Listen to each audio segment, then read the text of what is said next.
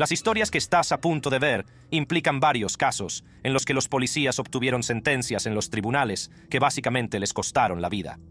Como se puede imaginar, ser un ex policía en una celda de la prisión pone un precio a su cabeza a los ojos de los demás reclusos.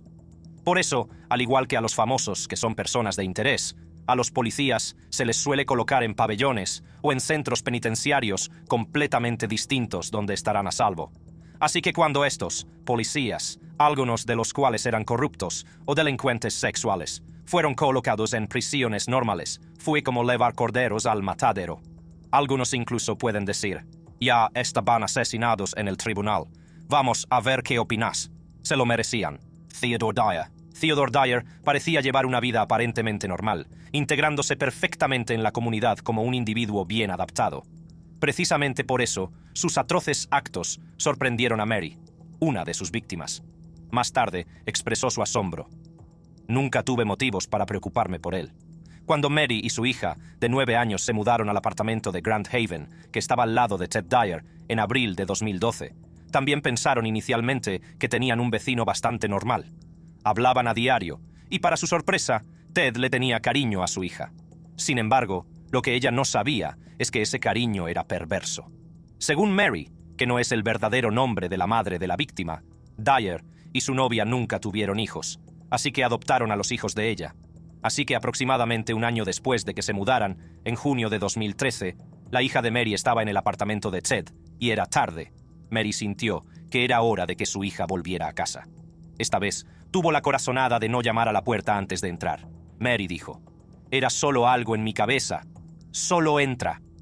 Entonces, Mary entró en el dormitorio de Ted, donde se dio cuenta de que la puerta estaba entreabierta, así que decidió echar un vistazo dentro.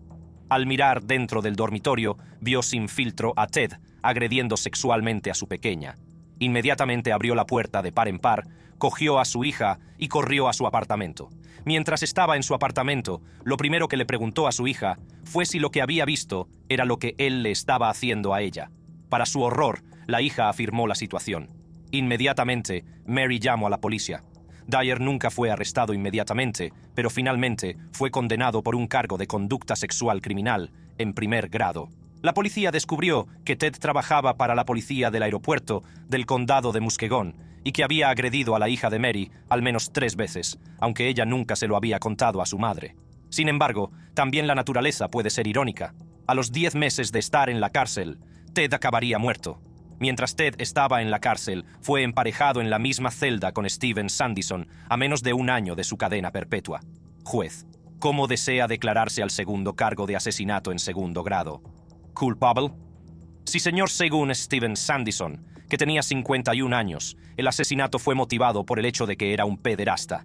Hizo esta declaración durante su comparecencia ante el Tribunal de Circuito del Condado de Saginaw. En la corte, explicó cómo mató a Ted. La razón por la que lo maté fue porque era un pederasta. Sandison mencionó que se enteró por una fuente no revelada que Dyer, oriundo de Grand Haven, estaba en prisión por un caso muy grave de abuso de menores. La noche de la muerte de Ted, mientras ambos estaban encarcelados, Sandison reveló que se enfrentó a Ted, intentando justificar sus acciones, ordenó a Ted que se callara e incluso le amenazó con cambiarle de celda por la mañana. Sin embargo, Ted siguió hablando de lo que había hecho, intentando justificar sus actos. A pesar del mayor tamaño de Ted, Sandison no dudó en enfrentarse a él, golpeándole en la cara varias veces. Cuando Ted cayó, Sandison cogió rápidamente una cuerda y lo estranguló hasta matarlo. Antes de este incidente, Sandison cumplía cadena perpetua sin libertad condicional por un asesinato que cometió en 1991. Durante su condena, estuvo alojado en el correccional de Ionia. Al conocer la noticia de la muerte de Ted en prisión a manos de su compañero de celda, Mary, la madre de Ted, no sabía cómo reaccionar. Según ella, lloró y rió, y experimentó emociones encontradas. Mary explicó que nunca le deseó la muerte a Ted. Sin embargo, lo consideró una pequeña victoria para su hija, explicando, «Creo que fue un alivio para ella, saber que esto no iba a volver a ocurrir». Aunque algunos podrían ver a Sandison como un héroe en esta situación, él tenía muy claro que no se veía a sí mismo como un héroe. Según Sandison, la gente había estado enviando correos electrónicos afirmando que no le correspondía a él juzgar. Y él recalcó, «Yo no le juzgué. Sé que Dios es el único juez que tenemos. Yo solo concerté la cita». En un momento de desafío, declaró: «No me siento mal por lo que hice. Me siento mal quizá por su familia o algo así, pero en cuanto a remordimientos hacia él, no». Posteriormente, Sandison volvió a ser condenado a cadena perpetua, esta vez con posibilidad de libertad condicional. Sin embargo, James Gust, el abogado que representaba a Sandison, argumentó que la sentencia que recibió Sandison no tenía significado práctico debido a la ley de Michigan, que exigía que Sandison cumpliera su sentencia de asesinato de Dyer en sucesión con su sentencia de cadena perpetua, existente sin posibilidad de libertad condicional. Gust bromeó irónicamente: «Antes de que pueda siquiera empezar esta sentencia, tiene que morir y volver a la vida».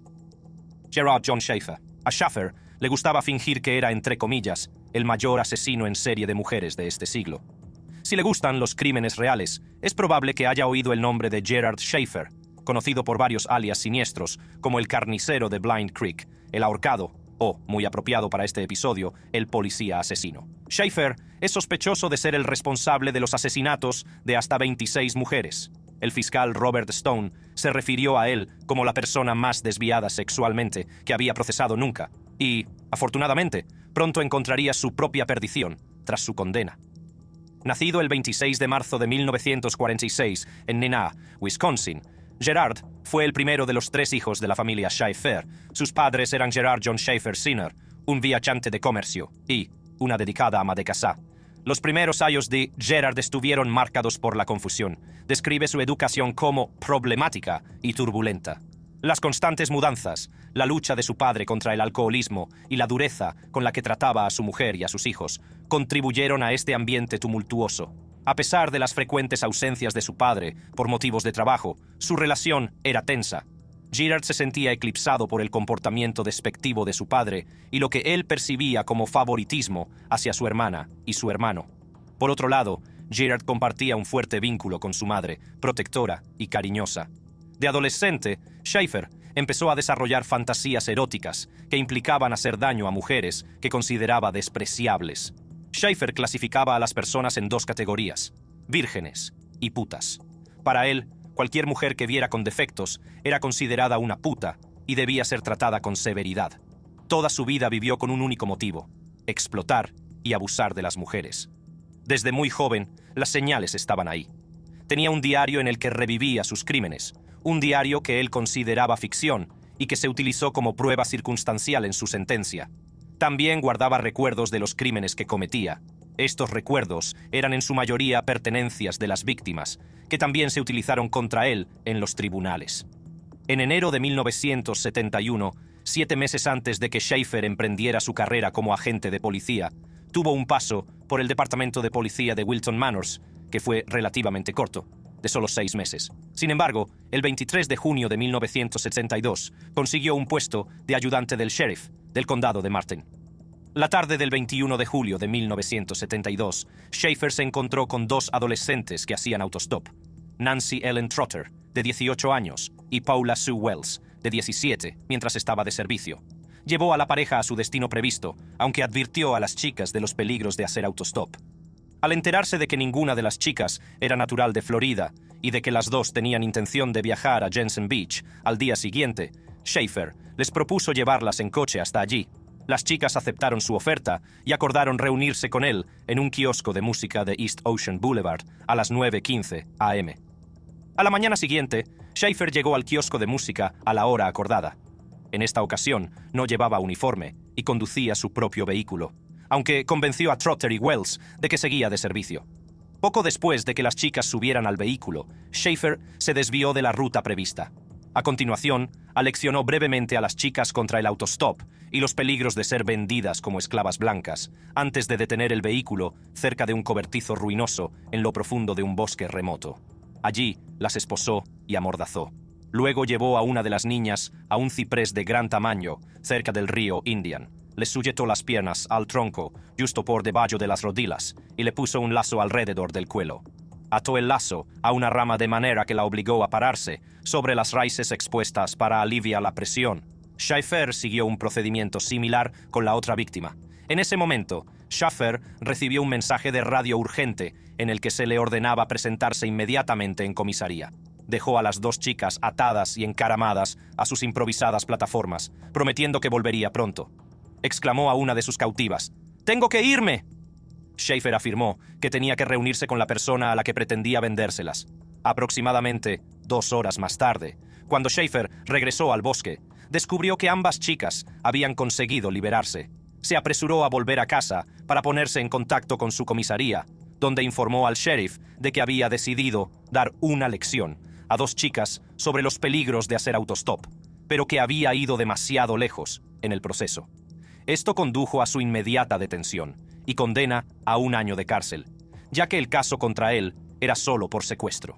Sin embargo, cuando los fiscales investigaron más a fondo, empezaron a aparecer pruebas de que, aunque el caso por el que se le acusaba inicialmente era solo de secuestro, y él afirmaba que intentaba enseñar a las mujeres algunas lecciones de seguridad, las pruebas demostraban que era capaz de cometer asesinatos. Empezaron a aparecer cadáveres con la característica soga al cuello, muertos y enterrados en el bosque. Pronto fue declarado culpable de asesinatos y condenado a 2 cadenas perpetuas concurrentes. Incluso se ofreció a ser enviado a un hospital psiquiátrico en lugar de a prisión. Durante su estancia en prisión, se supo que ayudó a la policía a resolver algunos casos. En particular, ayudó a condenar a Mervyn Eric Cross, que había estado dirigiendo discretamente una operación internacional de pornografía infantil softcore, mientras él estaba encarcelado. Incluso ayudó a escribir un libro. Su vida en prisión fue muy agitada y su muerte fue, como mínimo, anticlimática. En una disputa con su compañero Faustino Rivera sobre quién recibiría el último vaso de agua caliente, Schaefer fue apuñalado más de 40 veces. Christopher Dorner. Ahora bien, la mayoría de los otros policías de nuestra lista podrían haber estado simplemente cediendo a su perversa mente hedonista. Pero nuestro siguiente policía simplemente se volvió rebelde. Afirmó en un manifiesto que fue despedido injustamente de la fuerza y su acción después de eso fue una venganza por haber sido tratado injustamente. Este fue un patrón en su vida y su historia le dirá por qué. Esta es su historia. Christopher Jordan Dorner, nacido el 4 de junio de 1969 y criado en el sur de California. Terminó sus estudios secundarios en el Cypress High School de Cypress, California, graduándose en 1997. En 2001, se licenció en Ciencias Políticas y Psicología por la Southern Utah University. Durante su estancia en la universidad, fue running back en el equipo de fútbol americano de 1999 a 2000. Dorner sirvió como oficial de la Reserva de la Marina de los Estados Unidos y obtuvo su nombramiento en 2002. Sus destinos incluyeron el mando de una unidad de seguridad en la Estación Aérea Naval de Fallon, Nevada, y el servicio en una unidad móvil de guerra submarina desde junio de 2004 hasta febrero de 2006. Además, fue desplegado en Bahrein con el Grupo Costero Fluvial 2 de noviembre de 2006 a abril de 2007. El 1 de febrero de 2013, Dorner fue dado de baja con honores de la Reserva Naval, ostentando el rango de teniente, en un notable incidente ocurrido en 2002, mientras cursaba estudios universitarios de formación de pilotos en la base aérea de Vance, en Enid, Oklahoma. Dorner y un compañero de clase descubrieron una bolsa que contenía casi $8,000, equivalentes a unos $13,000 de 2022, que pertenecían a la cercana iglesia coreana de la Gracia de Enid. Rápidamente entregaron el dinero a la policía. Cuando se le preguntó por su motivación, Dorner explicó: el ejército hace hincapié en la integridad y había un par de miles de dólares, y si la gente está dispuesta a dar eso a una iglesia, debe ser bastante importante para ellos. También atribuyó a su madre el mérito de haberle enseñado los valores de la honradez y la integridad. Durante su tiempo como reservista, Dorner obtuvo una cinta de puntería con fusil de la Armada y una cinta de tiro con pistola de la Armada con dispositivo de experto. Mientras servía como reservista naval, Dorner se incorporó simultáneamente al Departamento de Policía de Los Ángeles, LAPD. Su trayectoria comenzó cuando se matriculó en la Academia de Policía en 2005, graduándose con éxito en 2006. Sin embargo, poco después, sus responsabilidades como agente en prácticas quedaron temporalmente en suspenso cuando fue destinado a Bahrein por la Reserva Naval. A su regreso de este despliegue, en julio de 2007, Dorner fue asignado a trabajar junto a la agente instructora Teresa Evans para completar su formación como agente en prácticas. Según informes de Los Angeles Times, el primer día que Dorner trabajó con Evans, manifestó su intención de demandar al Departamento de Policía de Los Ángeles una vez que hubiera cumplido su periodo de prueba. Esta declaración fue en respuesta a la forma en que el departamento había gestionado las quejas que él había presentado anteriormente contra sus compañeros. El 28 de julio de 2007, Dorner y Evans fueron enviados al Hotel Doubletree de San Pedro en respuesta a un altercado en el que estaba implicado Christopher Gettler, que padecía esquizofrenia con demencia grave. Posteriormente, Dorner presentó un informe oficial en el que alegaba que Evans había empleado fuerza excesiva al tratar con Gettler. Dorner acusó a Evans de patear a Gettler 2 veces en el pecho y una en la cara, mientras estaba esposado y tendido en el suelo. En particular, el padre de Gettler declaró que su hijo le había informado de que un agente de policía le había dado una patada.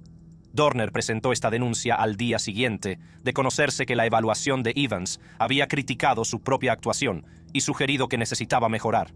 El Departamento de Policía de Los Ángeles llevó a cabo una investigación sobre la denuncia de Dorner, examinando tanto las acusaciones contra Evans como la exactitud de la denuncia de Dorner.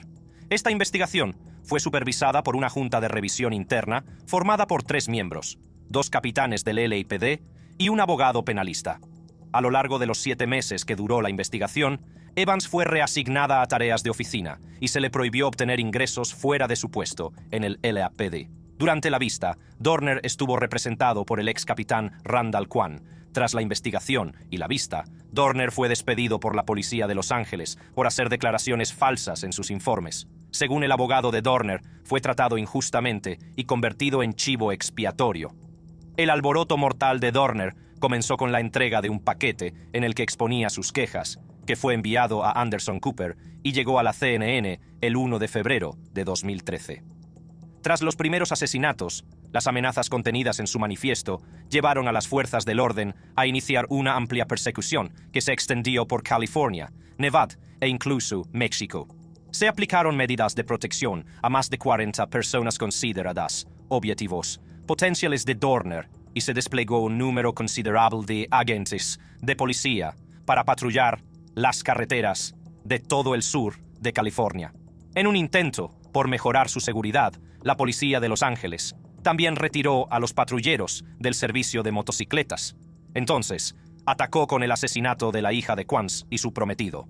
En ese momento, la policía inició una persecución contra él. Incluso ofrecieron una recompensa de $1 millón por cualquier información que condujera a su captura. La policía creía que estaba escondido en algún lugar de las montañas de San Bernardino. Drones fueron enviados a buscarlo allí. En ese momento, había matado a un agente de policía y atentado contra la vida de otros 3.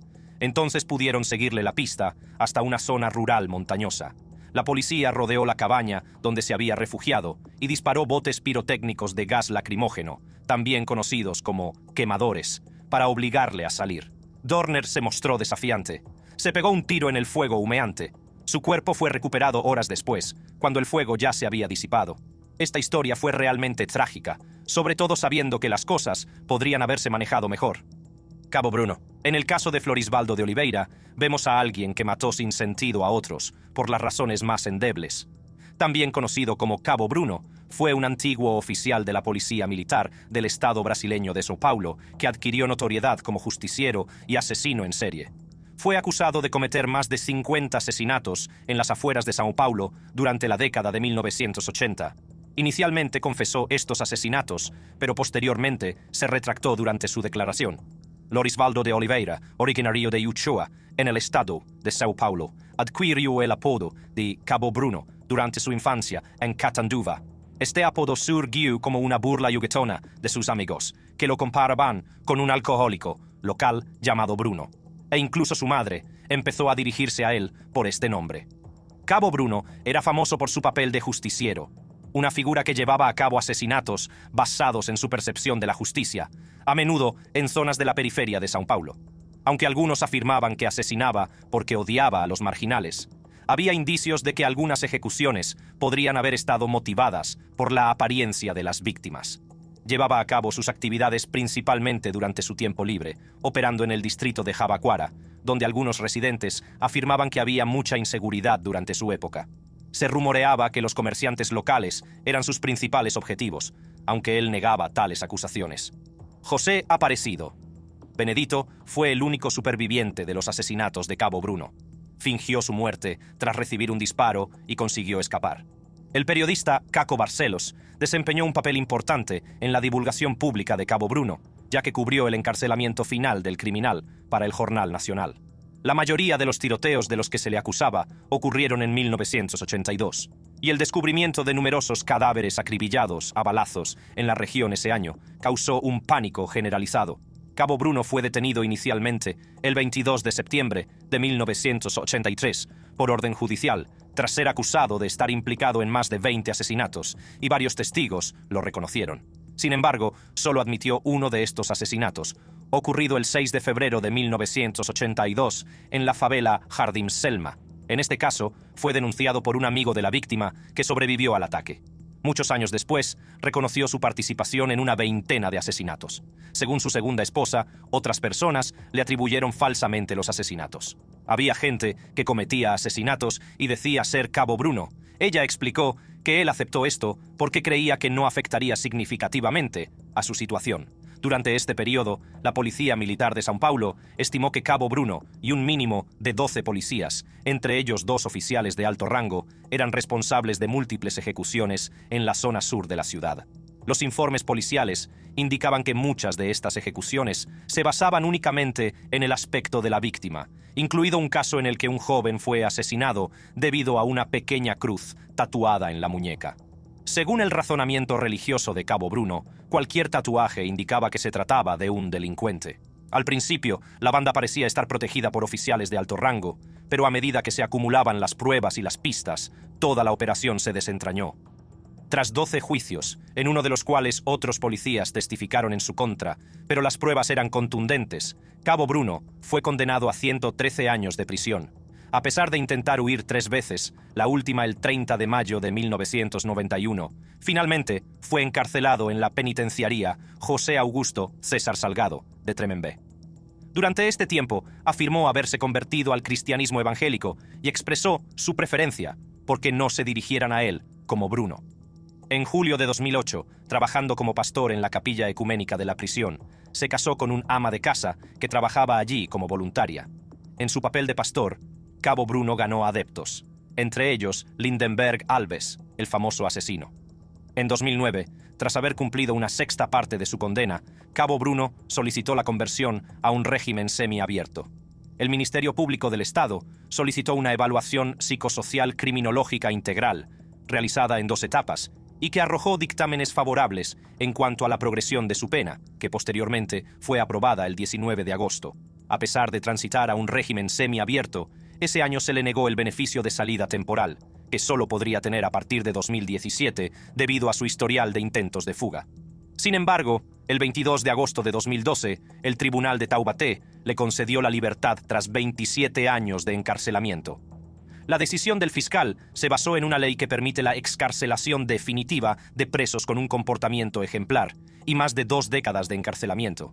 Esta decisión fue respaldada, además, por elogios de funcionarios y directivos del sistema penitenciario que atestiguaban su conducta mientras estuvo encarcelado.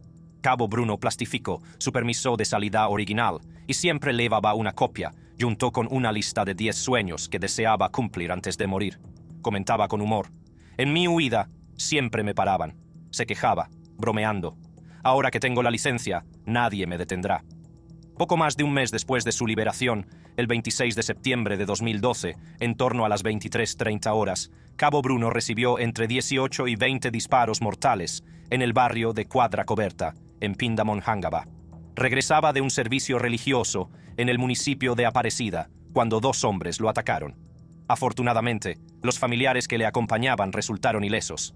Según el teniente de la 2ª compañía del 5º batallón de la Policía Militar, según los testigos, fueron 2 hombres que llegaron a pie y solo le dispararon. Parecía haber sido una ejecución. Cabo Bruno fue declarado muerto en el lugar de los hechos. Kennedy Mikasevich. Este tipo, Mikasevich, es un animal tan inteligente, taimado y perruno, que no encontrarás otro como el mujeres que desaparecen de los pueblos y acaban muertas en el desierto. Un asesino en serie suelto.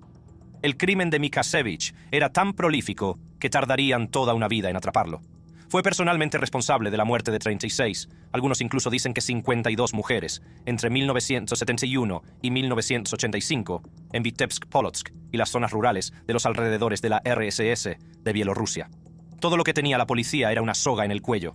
Aquí está su historia. Gennady Mikhasevich, nacido en el pueblo de Ist en 1947, tenía una historia oscura. Tras servir en el ejército, emprendió un camino inquietante.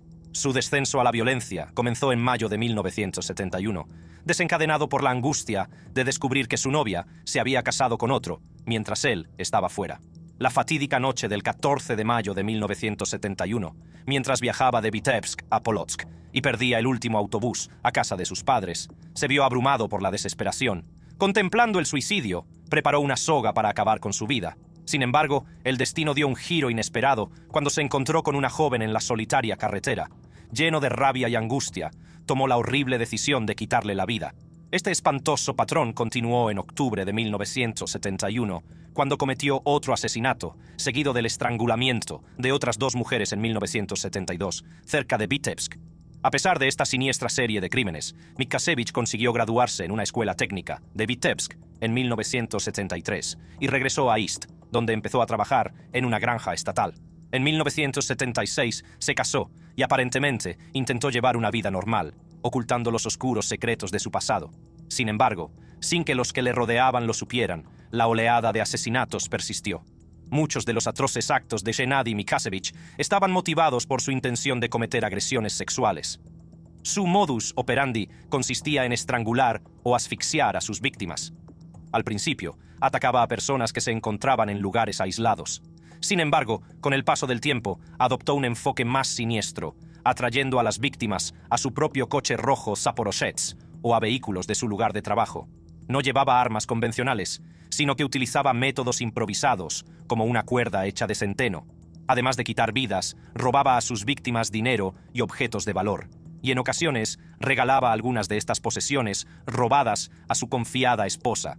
También robaba objetos cotidianos, como tijeras.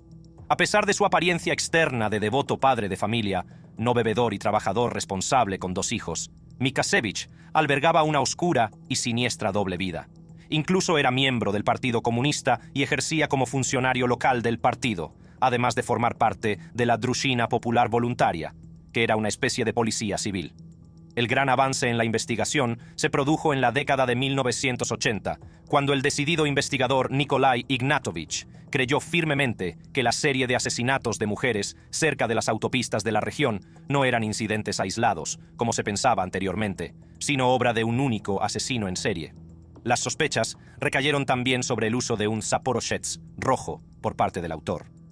Cuando las autoridades empezaron a escudriñar a todos los propietarios de Zaporozhets del Oblast, Mikhasevich, irónicamente, participó en estas acciones como miembro de la Družina, esencialmente buscándose a sí mismo. Este extraño giro le permitió conocer el progreso de la investigación, lo que le permitió enterarse preventivamente de los pasos que estaban dando los investigadores y planificar sus acciones para eludir la captura. El año 1984 fue especialmente mortífero para el asesino, ya que solo ese año 12 mujeres fueron víctimas de su brutalidad. A medida que aumentaba la presión sobre Gennady Mikhasevich, este cometió un fatídico error en su intento de desviar la investigación. Para despistar a las autoridades, envió una carta anónima al periódico local, haciéndose pasar por una organización clandestina ficticia llamada Patriotas de Vitebsk. En la carta, supuestamente pedía a sus camaradas ficticios que intensificaran su campaña de persecución de comunistas y mujeres promiscuas. Otra maniobra inquietante fue dejar una nota manuscrita, firmada en nombre de los mismos Patriotas de Vitebsk, cerca de su última víctima, lo que sería el principio de su perdición. Este acto calculado llevó a los investigadores a escudriñar la caligrafía de los residentes masculinos de todo el oblast, especialmente de aquellos que poseían Zaporozhets rojos. Tras examinar la asombrosa cifra de 556.000 muestras, los grafólogos observaron una sorprendente similitud entre la letra de estas notas y la de Gennady Modestovich Mikhasevich. Las investigaciones posteriores descubrieron pruebas adicionales que confirmaban la culpabilidad de Mikhasevich. En diciembre de 1985 fue finalmente detenido.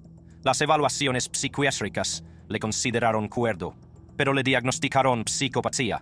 Al principio negó su implicación, pero finalmente confesó sus horribles crímenes. Posteriormente, fue condenado a muerte y ejecutado por un pelotón de fusilamiento en 1987. Dijo, el caso de Mijasevich adquirió notoriedad en toda la URSS, conocido como el caso Vitebsk. Puso al descubierto el grado de corrupción existente en el proceso de investigación, revelando cómo las autoridades se habían apresurado a cerrar los casos. Trágicamente, cuando Mijasevich fue detenido, 14 personas ya habían sido condenadas injustamente por los delitos que había cometido. Algunas de ellas incluso habían sido condenadas a muerte y ejecutadas por delitos que no habían cometido, lo que arrojó luz sobre los graves errores judiciales que se habían producido. Carol Cole era el segundo hijo de Laverne Cole y Vesta Cole. En 1939, tras el nacimiento de su hermana pequeña, la familia se trasladó a California, donde su padre consiguió trabajo en un astillero. Poco después, Laverne se alistó para servir en la Segunda Guerra Mundial. Durante la ausencia de su padre, la madre de Carol mantuvo múltiples relaciones extramatrimoniales, a veces llevándole a él a esos encuentros y utilizando amenazas para asegurar su silencio. Este tumultuoso periodo de su vida dejó a Carol emocionalmente marcado.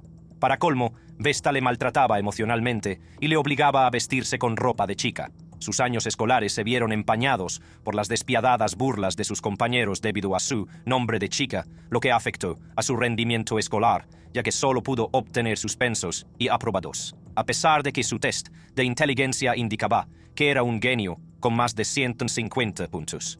También conocido como el caníbal alcohólico, Cole fue un asesino en serie estadounidense ejecutado por el asesinato de 2 mujeres por estrangulamiento. Se cree que fue responsable del asesinato de hasta otras 30 personas.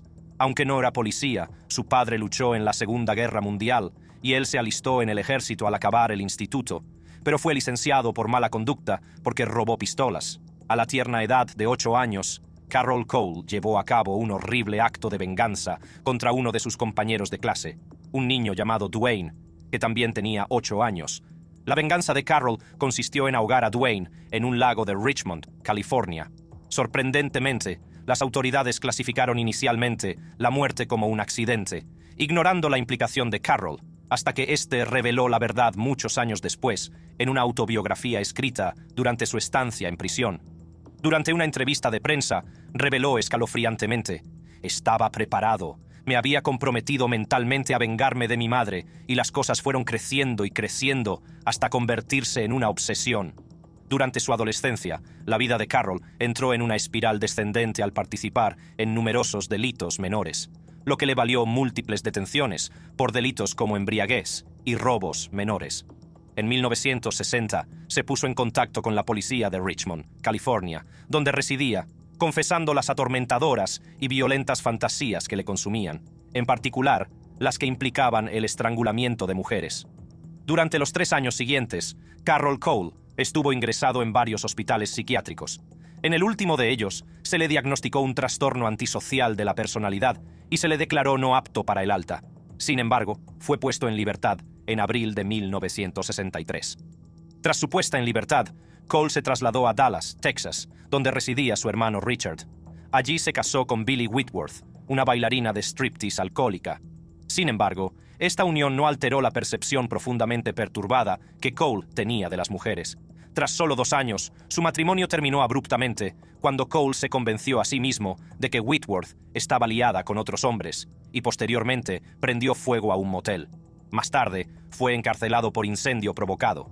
El descenso de Carol Cole a la depravación como adulto comenzó con su primera víctima, Essie Louise Buck, a la que encontró en una taberna de San Diego el 7 de mayo de 1971.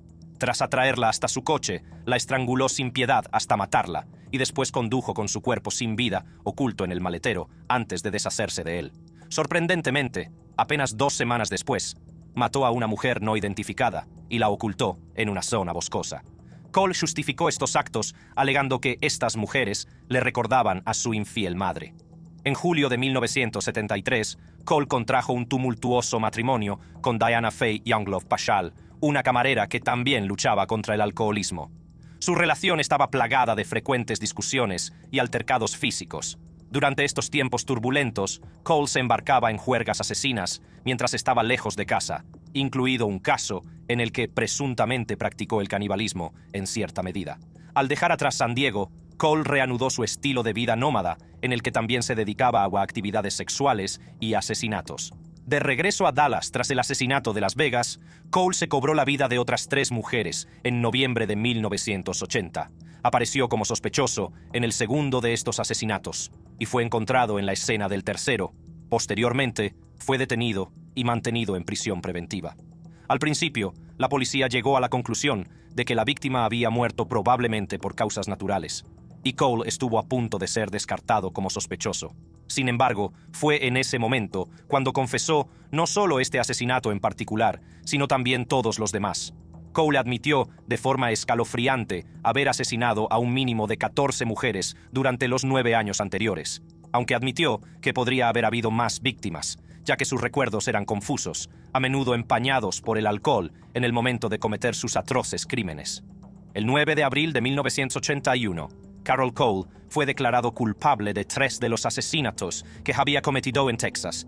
Fue condenado a cadena perpetua y encarcelado en la prisión de Huntsville en 1984. Tras la muerte de su madre, la conducta de Cole pareció sufrir una transformación.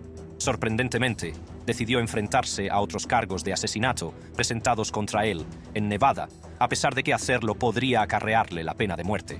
En febrero de 1984, Cole fue extraditado a Nevada, donde fue juzgado y posteriormente condenado por las muertes por estrangulamiento de 2 mujeres ocurridas en 1967 y 1969. Su sentencia, dictada en octubre de 1984, fue la pena de muerte. Sorprendentemente, cuando el juez pronunció su sentencia de muerte, Cole respondió con un escalofriante: «Gracias, juez. ¿Mereces morir?» No puedo responder a esa pregunta. 3:21. Lo que hice sí, creo que merezco morir.